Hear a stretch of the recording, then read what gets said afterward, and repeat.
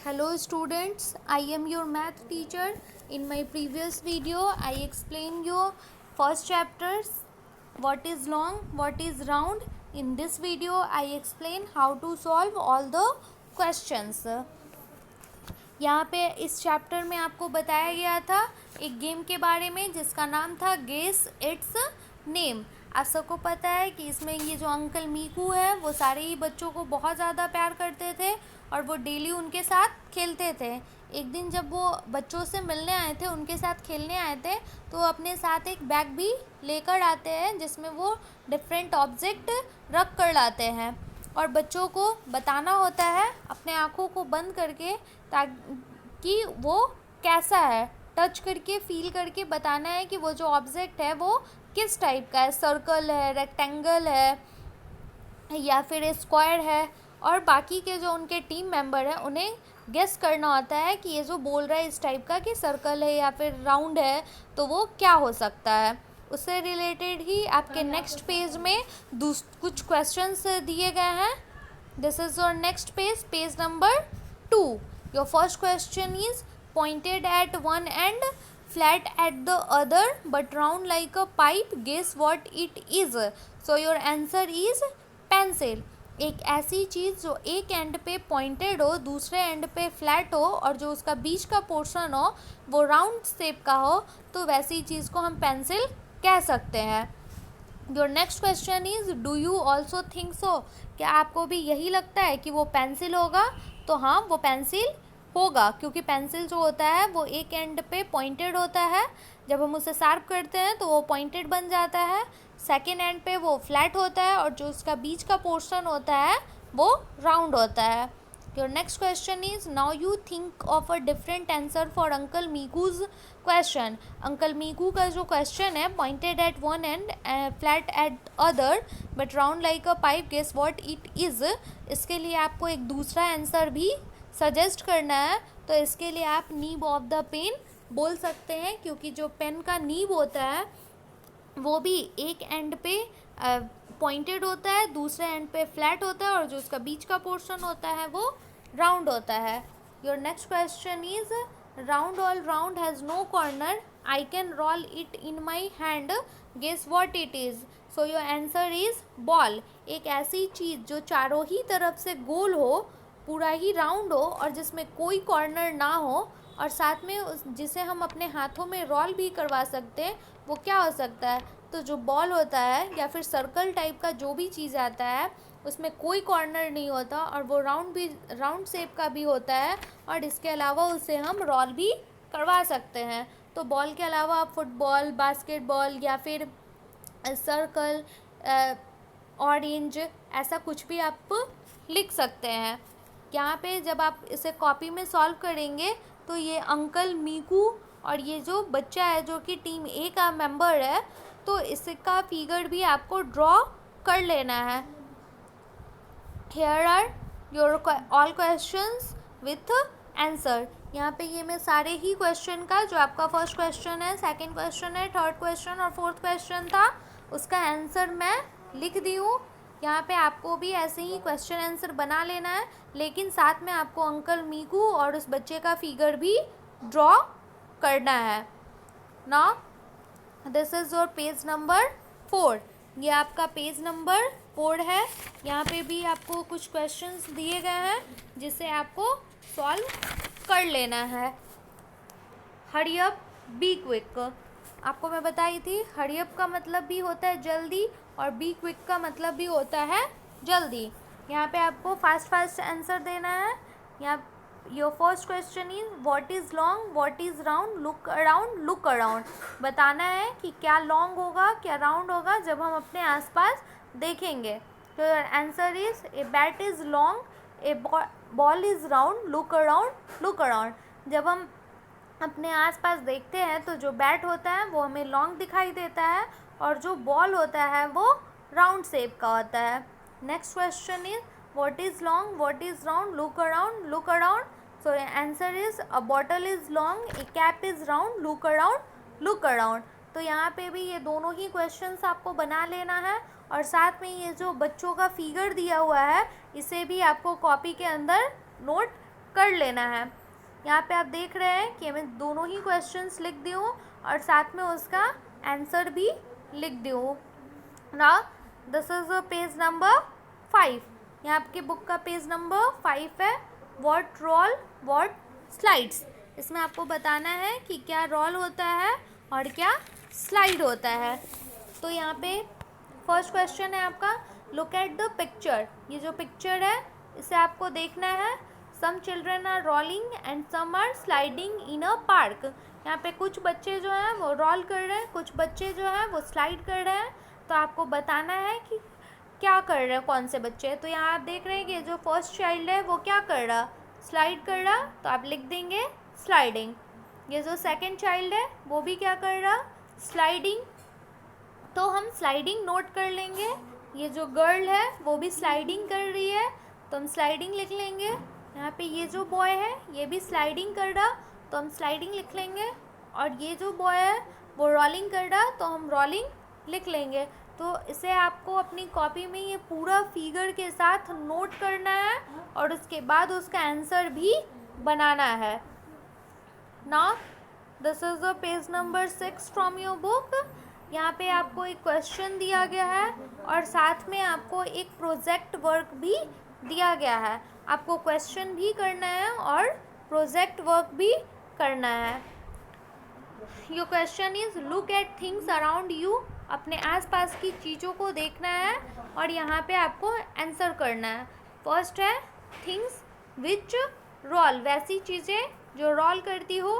तो रोल करने वाले में आप आंसर लिख सकते हैं ball, watermelon, orange, cylinder and basketball.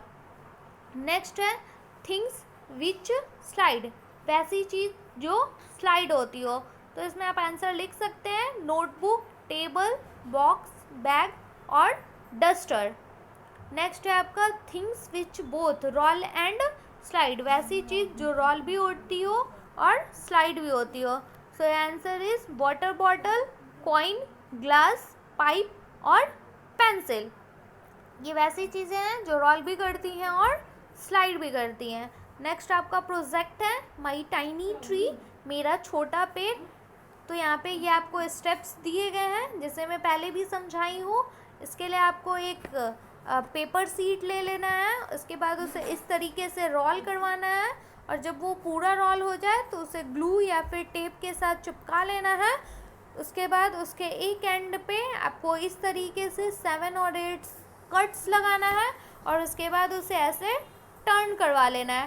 Turn करवाने के बाद वो बिल्कुल ही ट्री जैसा दिखेगा तो फिर हम उसे कलर कर लेंगे क्योंकि वो उससे ब्यूटीफुल और अट्रैक्टिव दिखेगा। Now in this page I solve all the questions with answer, जिसे आपको अपने कॉपी में नोट करना है। This is your last page, page number 8 from this chapter. Coin play, यहाँ पे आपको कॉइन प्ले का बताना है। Hold the coin like this, आपको एक कॉइन को इस तरीके से पकड़ लेना है।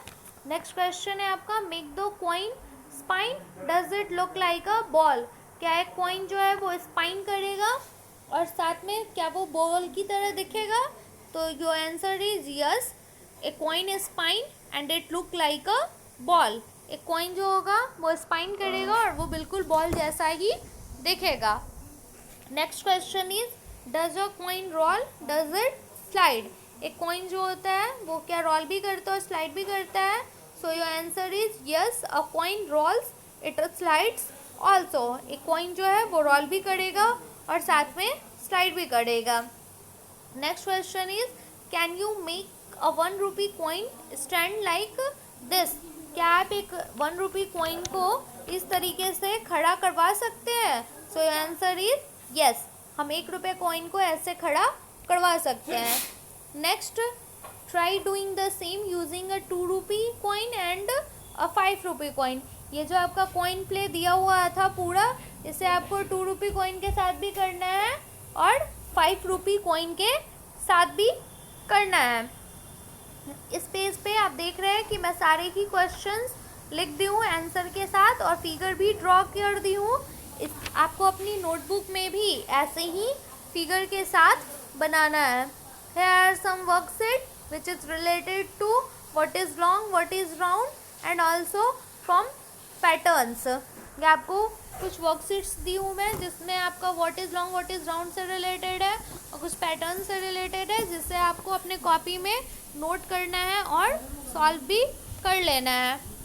In your first worksheet your question is filling in the missing number to complete the pattern.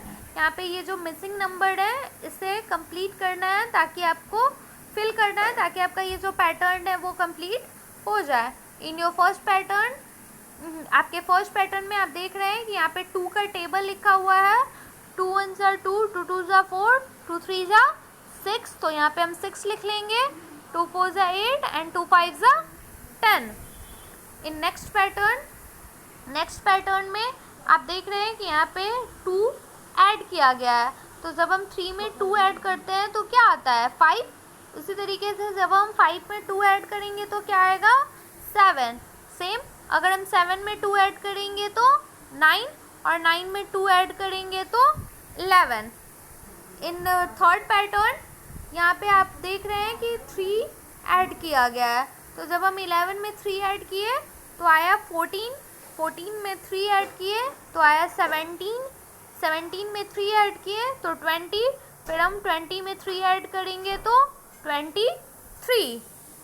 In next pattern आप देख रहे हैं इसमें 3 जो है वो सब्ट्रैक्ट किया गया है। जब हम 18 में 3 सब्ट्रैक्ट करते हैं तो 15 आता है।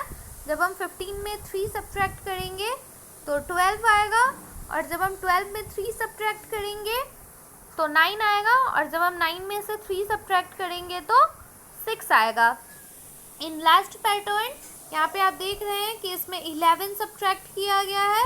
जब 88 में से 11 सब्ट्रैक्ट करेंगे तो 77 आएगा, और जब 77 में से 11 सब्ट्रैक्ट करेंगे तो 66 आएगा, और जब 66 में से 11 सब्ट्रैक्ट करेंगे तो 55 आएगा।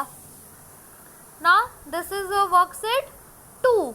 ये आपका वर्कशीट 2 है। In this worksheet write the number in order from list to greatest.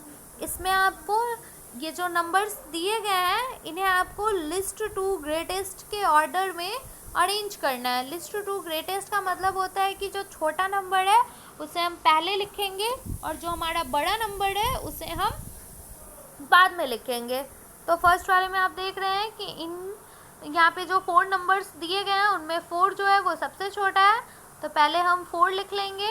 उसके बाद क्या है 23, तो फिर हम 23 लिखेंगे।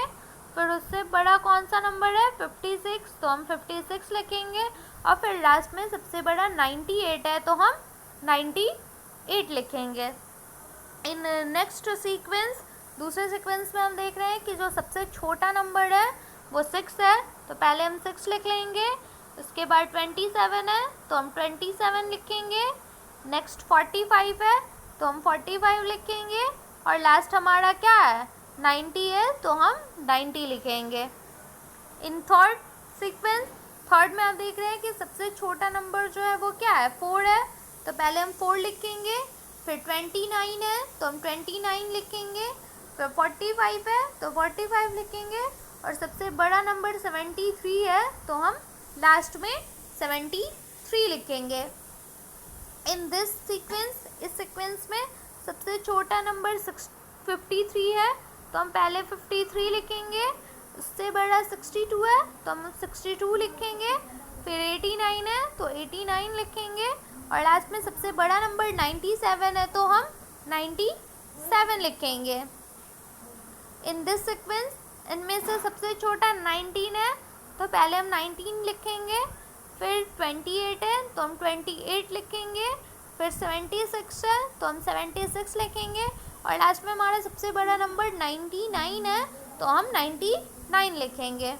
इन दिस सीक्वेंस, इस सीक्वेंस में छोटा नंबर 14 है, तो हम पहले 14 लिखेंगे। सॉरी, इन दिस सीक्वेंस, इस सीक्वेंस में हमारा सबसे छोटा नंबर 7 है, तो हम 7 सबसे पहले लिखेंगे। उसके बाद हमारा 14 है तो हम 14 लिखेंगे। फिर हमारा 33 है तो हम 33 लिखेंगे, और लास्ट में हमारा सबसे बड़ा नंबर 93 है तो हम 93 लिखेंगे। इन दिस सीक्वेंस, ये जो हमारा लास्ट सीक्वेंस है इसमें सबसे छोटा नंबर 10 है तो हम पहले 10 लिखेंगे, फिर हमारा 13 है तो हम 13 लिखेंगे, फिर हमारा नंबर 28 है तो हम 28 लिखेंगे, और लास्ट में हमारा सबसे बड़ा नंबर 71 है तो हम 71 लिखेंगे। Now this is your last worksheet 3। इसमें आपको नेम बताना है 5 things which is long and 5 things which is round. आपको इसमें 5 वैसी चीज़ों का नाम लिखना है जो कि लॉन्ग होता है, और 5 वैसी चीज़ों का नाम लिखना है जो कि राउंड होता है। So things which long is, वैसे चीज़ जो लॉन्ग होता है उसमें आप bat, hockey stick, pencil, pen और लैडर लिख सकते हैं।